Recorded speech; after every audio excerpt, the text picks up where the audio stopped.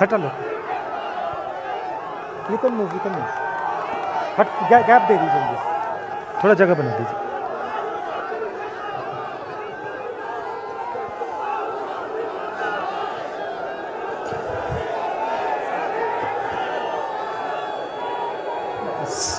Stage पे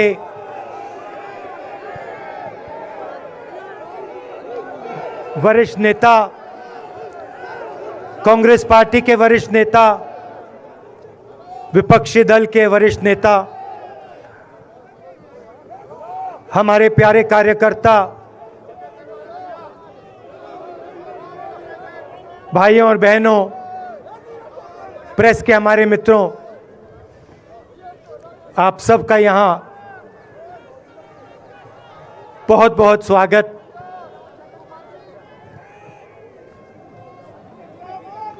आप आज यहां बर्फ में खड़े हैं,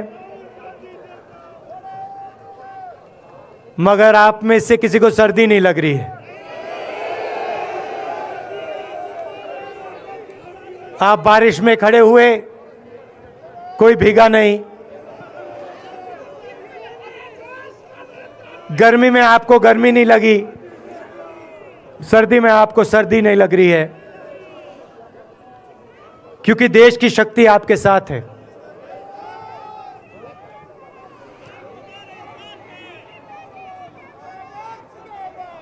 प्रियंका की बात मैं सुन रहा था। प्रियंका ने कहा मेरे मैसेज के बारे में, प्रियंका ने कहा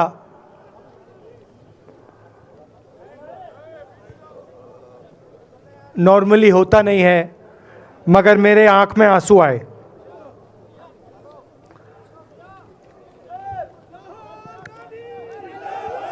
क्योंकि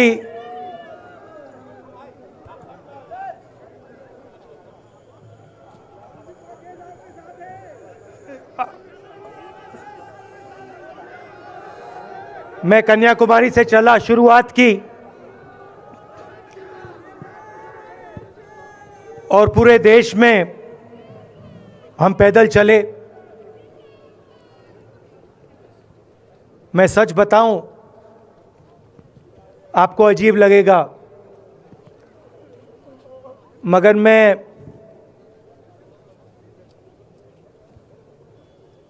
बहुत सालों के लिए हर रोज 8-10 किलोमीटर दौड़ता हूं। तो मैंने सोचा था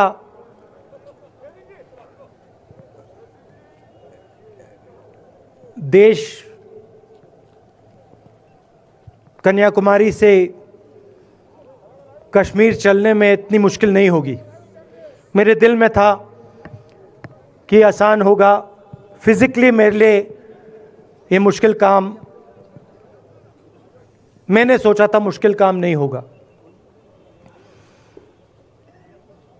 शायद मैं काफ़ी वर्जिश करता हूं, थोड़ा सा अहंकार आ गया, जैसे आ जाता है,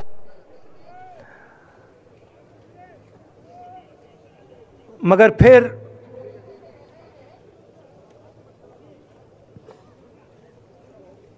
बात बदल गई। जब मैं छोटा था,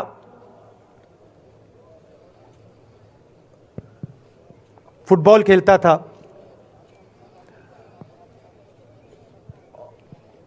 और कॉलेज में जब मैं फुटबॉल खेल रहा था, एक बार मुझे बहुत जोरों से घुटने में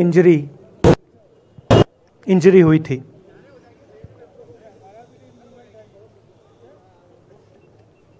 मैं उसको भूल गया था।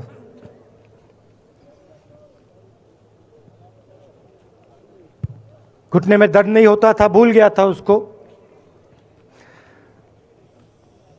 दर्द गायब हो गया था। मगर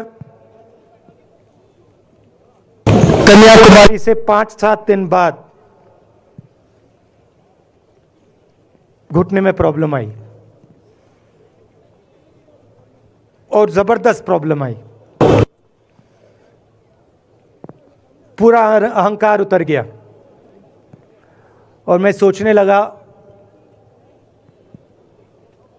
क्या मैं ये जो 3,500 किलोमीटर हैं, क्या मैं इनको चल पाऊंगा या नहीं। तो जो मैंने सोचा था आसान काम होगा, वो काफी मुश्किल हो गया। मगर फिर मैंने किसी ना किसी तरीके से ये काम पूरा कर दिया। बहुत कुछ सीखने को मिला, बहुत कुछ सीखने को मिला। मैं आपको बोलूं तो दर्द सहना पड़ा काफ़ी, मगर सह लिया। रास्ते में एक दिन मुझे दर्द हो रहा था, काफ़ी दर्द हो रहा था, और मैं सोच रहा था 6-7 घंटे और चलने हैं।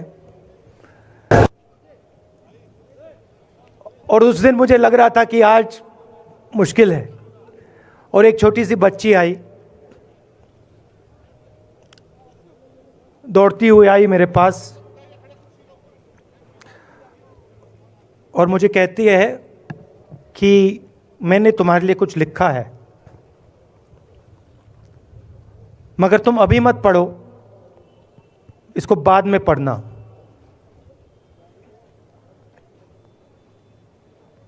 और फिर वो मुझे गले लग के भाग गई। फिर मैंने सोचा अब पढ़ता हूं क्या लिखा है।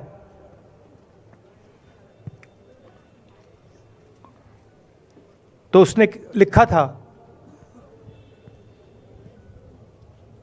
कि मुझे दिख रहा है कि आपके घुटने में दर्द है, क्योंकि आप जब उस पैर पे वजन डालते हो तो आपके चेहरे पे दिखता है कि दर्द है।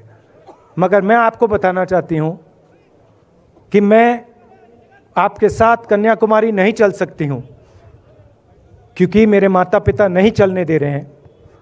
मगर मैं दिल में आपके साथ, आपके साइड में चल रही हूं, क्योंकि मैं जानती हूं कि आप अपने लिए नहीं चल रहे हो, आप मेरे लिए चल रहे हो, और आप मेरे भविष्य के लिए चल रहे हो। और उसी सेकंड में, पता नहीं अजीब सी बात है, उसी सेकंड मेरा दर्द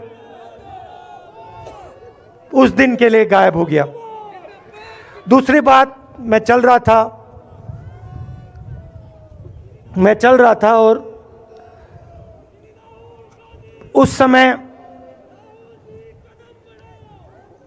उसी समय वहां पे थोड़ी सर्दी बढ़ रही थी। सुबह का समय था और 4 बच्चे आए।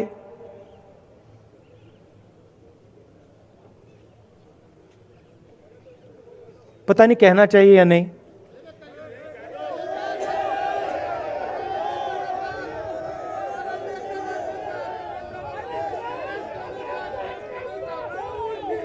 तो कह देता हूं, छोटे से बच्चे थे, भिखारी थे, भीख मांगते थे, और मेरे पास आए। कपड़े नहीं थे, मैंने देखा। शायद मजदूरी भी करते थे तो थोड़ी मट्टी थी उन पे। खैर, मैं ये चीज़ें देखता नहीं हूं, तो मैं उनके साथ गले लगा, घुटनों पे गया, ऐसे उनको पकड़ा मैंने, क्योंकि मैं उनकी लेवल पे रहना चाहता था। और फिर, नहीं सुनिए,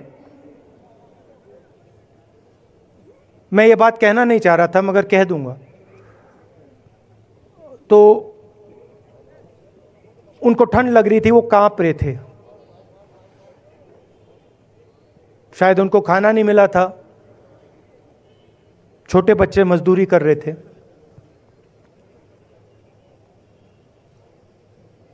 तो मैंने सोचा कि अब अगर ये स्वेटर नहीं पहनते हैं, अगर ये जैकेट नहीं पहन रहे हैं, तो मुझे भी नहीं पहनना चाहिए।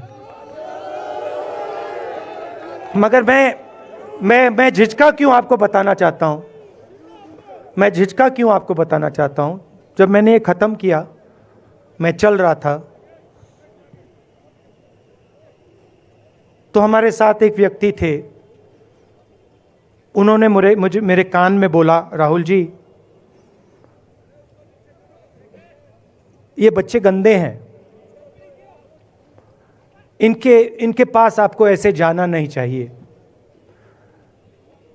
तो मैंने उनसे कहा, वो आपसे और मुझसे दोनों से साफ हैं।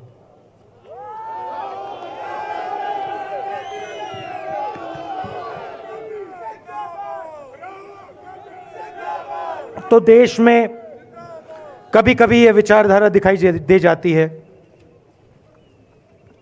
दूसरी बात आपको बता देता हूं, शायद लोगों को अच्छी ना लगे। जब मैं चल रहा था, आपने देखा होगा कि बहुत सारी महिलाएं रो रही थी। आपने देखा? आपको मालूम है क्यों रो रही थी? नहीं, उसमें से बहुत सारी महिलाएं इमोशनल थी, मुझसे मिलकर रो रही थी। मगर उसमें बहुत सारी ऐसी भी महिलाएं थी जिन्होंने मुझे बोला कि उनके साथ बलात्कार हुआ है, उनको किसी ने मोलेस्ट किया है, उनके किसी रिश्तेदार ने उनको मोलेस्ट किया है। और जब मैं उनसे बोलता था, बहन मैं पुलिस को बताऊं, तो मुझे कहती थी, राहुल जी पुलिस को मत बताइए, हम चाहते हैं कि आपको ये बात मालूम हो, मगर पुलिस को मत बताइए, हमारा और भी नुकसान हो जाएगा। तो ये हमारी देश की सच्चाई है। ऐसी बहुत सारी और मैं कहानियां आपको बता सकता हूं।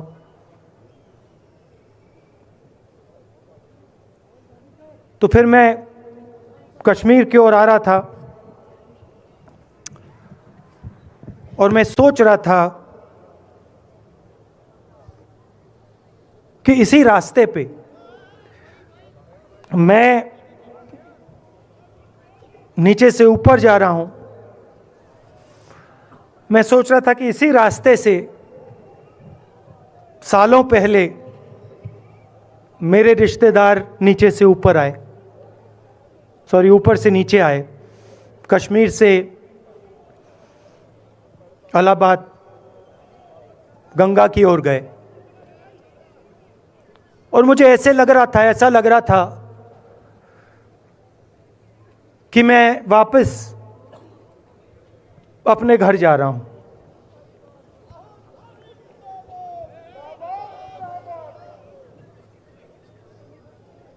घर मेरे लिए, जब से मैं छोटा था, मैं सरकारी घरों में रहा हूं, मेरा अपना घर नहीं है। तो मेरे लिए घर, जिसको जो स्ट्रक्चर होता है, उसको मैंने कभी घर नहीं माना। वो मेरे लिए, मैं कहीं भी रह लूं, वो एक इमारत होती है, वो घर नहीं होता है। घर मेरे लिए एक सोच है, एक जीने का तरीका है, एक सोचने का तरीका है।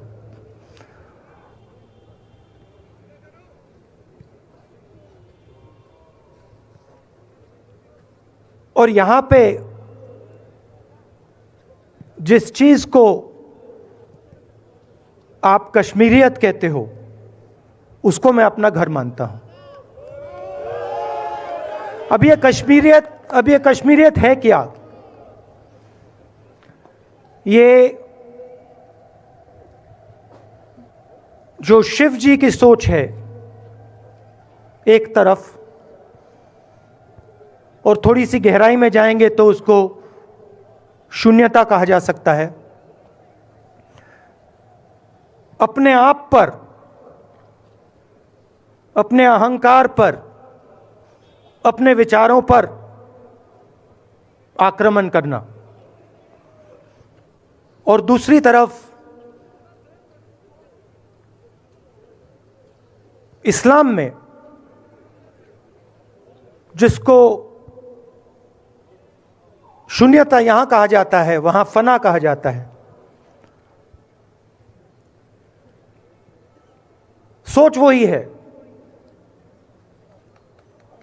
इस्लाम में फना का मतलब अपने ऊपर आक्रमण, अपनी सोच पर आक्रमण,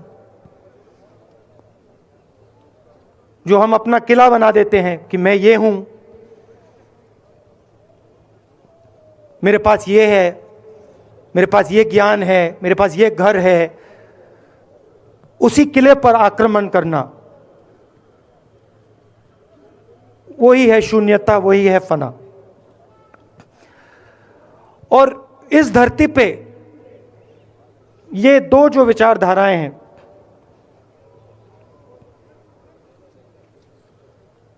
इनका एक बहुत गहरा रिश्ता है और ये सालों से रिश्ता है,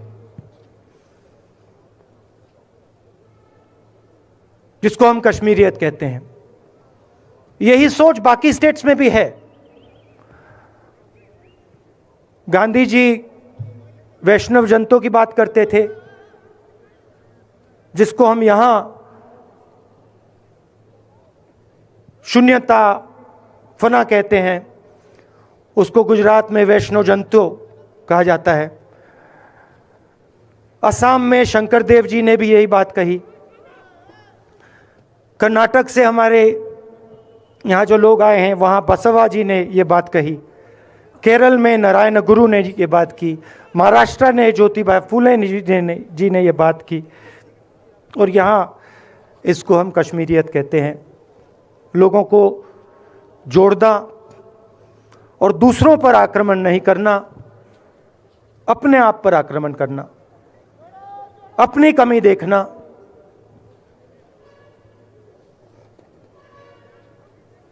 मैंने आपको कहा कि मेरा परिवार कश्मीर से गंगा की ओर गया था। इलाहाबाद संगम के बिल्कुल किनारे वहाँ पास में हमारा घर है।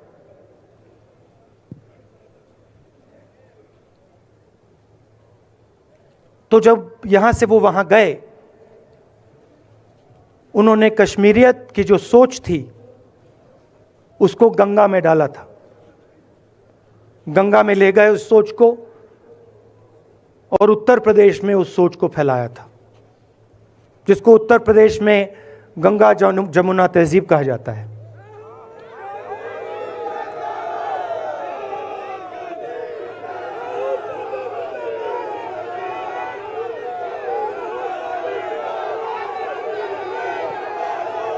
तो उन्होंने, मेरे परिवार ने छोटा सा काम, कोई बड़ा काम नहीं किया। जो आपने उनको सिखाया, जो जम्मू कश्मीर के लोगों ने उनको सिखाया, लद्दाख के लोगों ने सिखाया, क्योंकि उसमें बौद्ध धर्म भी है, उनके पास भी वही सोच, शून्यता की सोच उधर भी है। वो उसको ले गए और उस विचारधारा को, सोच को गंगा में उन्होंने रखा। तो मैं ये सोच रहा था, जब यहां आ रहा था, पैदल चल रहा था, और मुझे सिक्योरिटी वालों ने कहा था कि देखिए, आप पूरे हिंदुस्तान में चल सकते हो, जम्मू में भी चल सकते हो, मगर आखिरी जो 4 दिन हैं कश्मीर में, आपको गाड़ी से जाना चाहिए।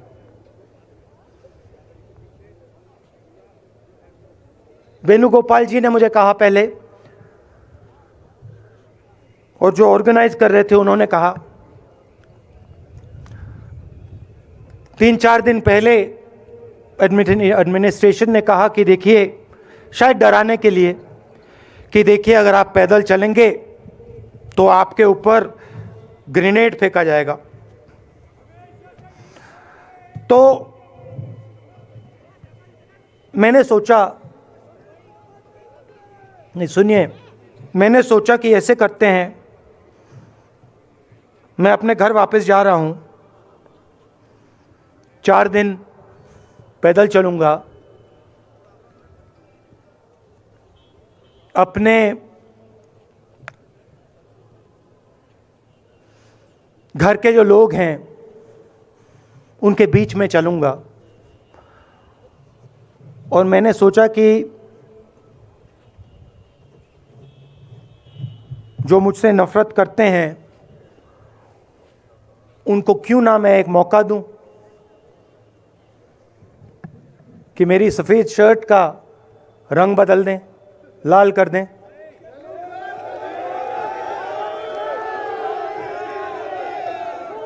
क्योंकि मेरे परिवार ने मुझे सिखाया है, गांधी जी ने मुझे सिखाया है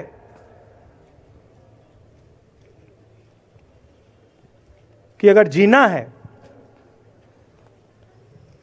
तो डरे बिना जीना है, नहीं तो जीना नहीं है।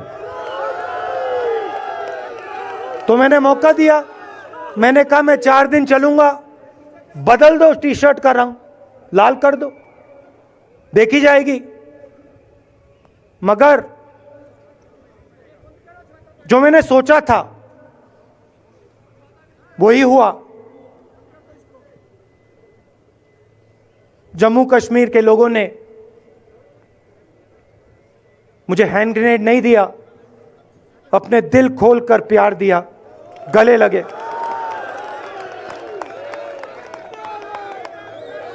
और मुझे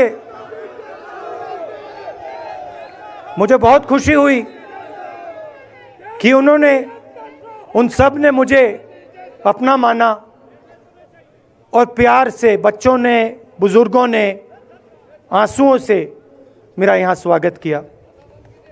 मैं अब जम्मू कश्मीर के लोगों से और जो यहाँ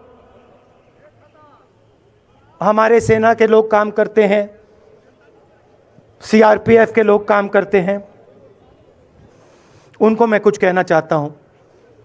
सबको, जम्मू कश्मीर के युवाओं को, बच्चों को, माताओं को, सबको, सीआरपीएफ के, बीएसएफ के, आर्मी के जवानों को, उनके परिवारों को, उनके बच्चों को मैं कहना चाहता हूं, देखिए मैं हिंसा को समझता हूं, मैंने हिंसा सही है, देखी है। जो हिंसा नहीं सहता है, जिसने हिंसा नहीं देखी है, उसे यह बात समझ नहीं आएगी। जैसे मोदी जी हैं, अमित शाह जी हैं, आरएसएस के लोग हैं, उन्होंने हिंसा नहीं देखी है।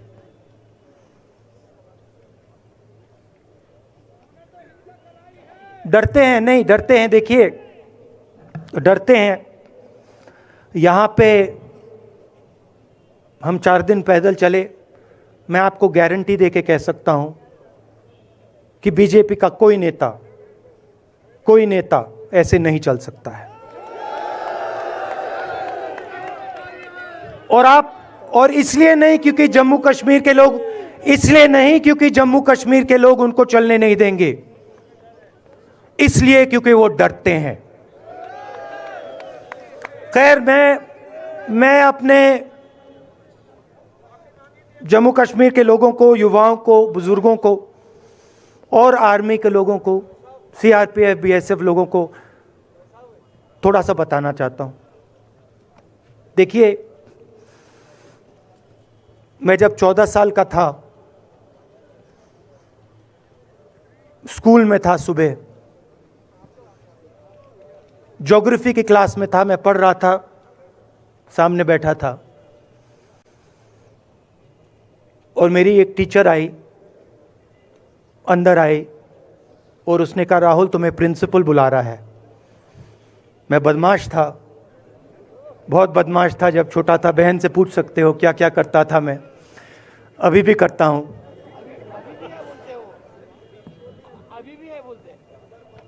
मैंने सोचा प्रिंसिपल बुला रहा है, मैंने कुछ गलती की होगी, अब मार पिटेगी। वहां पे केनिंग होती थी, मैंने सोचा था अब केनिंग होगी मेरी। मगर जब मैं चल रहा था, जिस टीचर ने मुझे बुलाया उसको देखकर मुझे कुछ अजीब सा लगा। और जब मैं प्रिंसिपल के ऑफिस पहुंचा तो प्रिंसिपल ने कहा राहुल तुम्हारे घर से फोन कॉल है।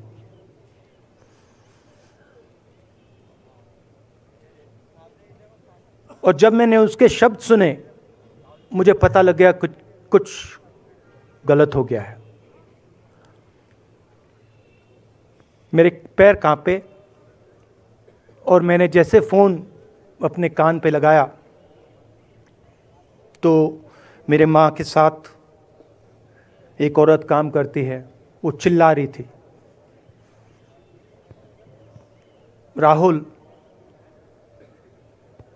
दादी को गोली मार दी, दादी को गोली मार दी, दादी को गोली मार दी। 14 साल का था।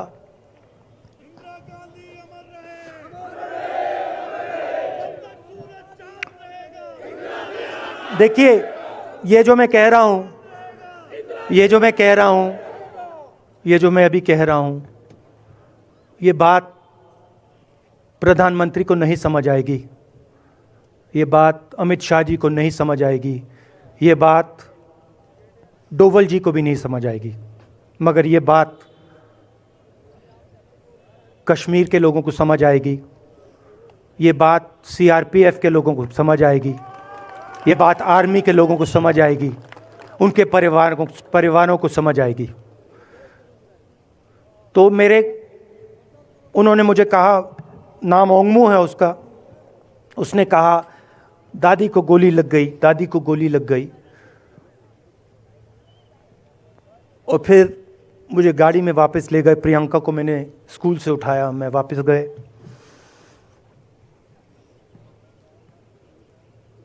और फिर मैंने वो जगह देखी जहां मेरी दादी का खून था।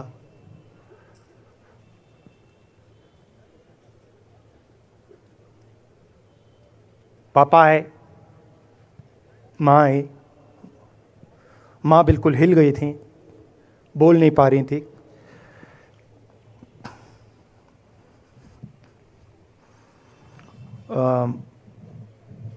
हाँ,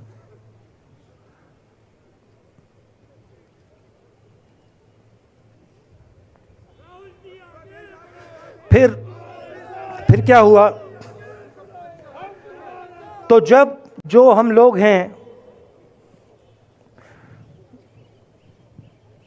जिन्होंने हिंसा देखी है,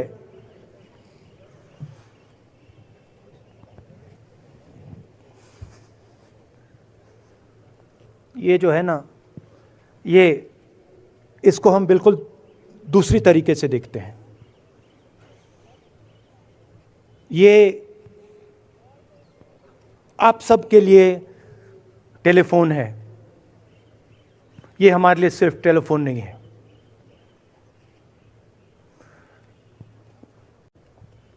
उसके बाद 6-7 साल बाद मैं अमेरिका में था और फिर से टेलीफोन आया। 21 में टेलीफोन आया। जैसे बहुत सारे, जैसे जो पुलवामा में हमारे सैनिक मरे थे, उनके घर टेलीफोन आया होगा। हजारों कश्मीरी लोगों के घर टेलीफोन आया होगा। सेना के परिवारों को टेलीफोन आया होगा। वैसा ही टेलीफोन आया। पिता के एक दोस्त थे, उन्होंने मुझे फ़ोन किया और कहा राहुल बुरी खबर है। मैंने उनसे कहा मैं जानता हूँ, पापा मर गए। कहते हैं हाँ। मैंने कहा धन्यवाद, फोन रख दिया। तो मेरा कहना है जो हिंसा करवाता है, जैसे मोदी जी हैं, अमित शाह जी हैं, अजीत डोवल जी हैं, आरएसएस के लोग हैं, वो इस बात को समझ नहीं सकते हैं, वो दर्द को समझ नहीं सकते हैं। हम समझ सकते हैं। पुलवामा के जो सैनिक थे, उनके बच्चों के दिल में क्या हुआ मैं जानता हूं। मेरे दिल में वही हुआ है जो यहां पे कश्मीर में लोग मरते हैं, उनके दिल में क्या होता है।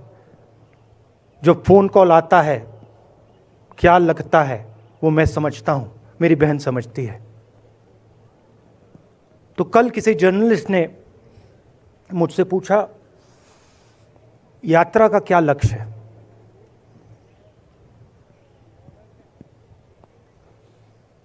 कहा कि यात्रा क्या अचीव करना चाहती है, जम्मू कश्मीर में क्या अचीव करना चाहती है।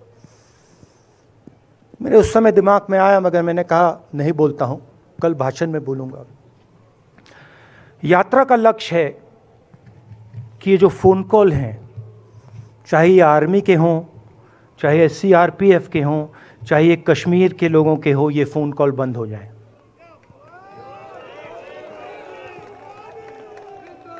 कि ये फ़ोन कॉल किसी बच्चे को, किसी माँ को, किसी बेटे को ना लेना पड़े।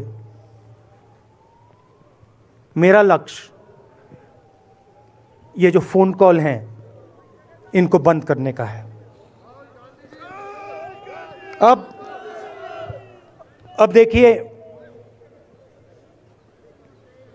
बीजेपी आरएसएस के लोग आक्रमण किस चीज पे कर रहे हैं।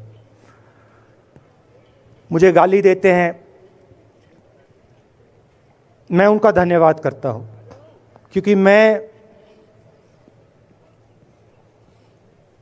मैंने आपको शून्यता की बात की, शिव की बात की, उसको मैं समझता हूं और मैं दिल से उनका धन्यवाद करता हूं कि जितना भी वो मेरे ऊपर प्रेशर डालें, जितनी भी गाली लगाएं, जो भी वो करें, उससे मैं सिर्फ सीखता हूं। तो मैं एक प्रकार से उनका धन्यवाद करता हूं। मगर जो मैंने आपको बात बोली पहले, चाहे वो कश्मीरियत है, चाहे वो वैष्णो जंतो है, चाहे वो शंकर देव जी हैं, बसवा हैं, नारायण गुरु हैं, तिरुवल्लुवर हैं जो तमिलनाडु के बड़े पोएट हैं, फूले जी हैं, और जो कश्मीरियत हैं, ये इस विचारधारा पे आक्रमण कर रहे हैं। और ये जो विचारधाराएं हैं, ये इस देश की नींव है, इस देश की फाउंडेशन है।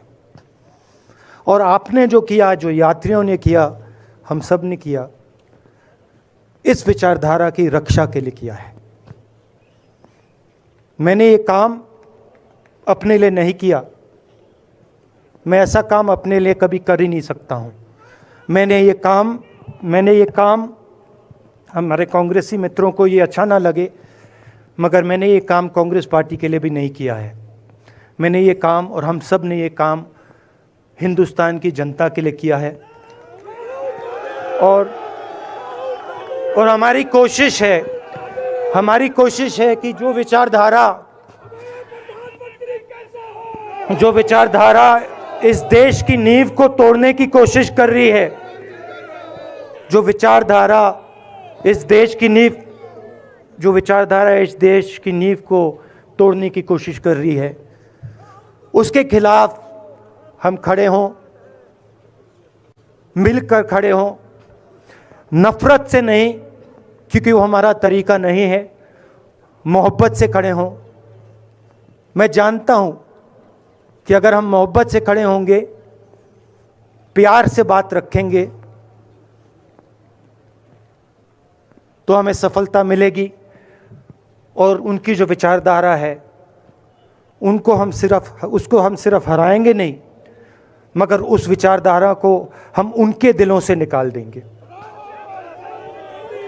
तो आपने, देश की जनता ने हमारा समर्थन किया।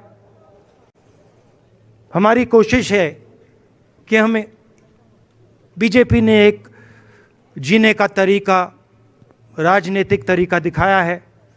हमारी कोशिश है कि हम एक और तरीका, जो हिंदुस्तान का तरीका है, मोहब्बत का तरीका है, वो हम देश को दिखाएं। हम देश को याद दिलाएं कि हिंदुस्तान मोहब्बत का देश है, इज्जत का देश है, भाईचारे का देश। तो हमने जो कहा था, छोटा सा कदम लिया है, बड़ा कदम नहीं है। नफरत के बाजार में मोहब्बत की दुकान खोलने की कोशिश की। धन्यवाद। जय हिंद।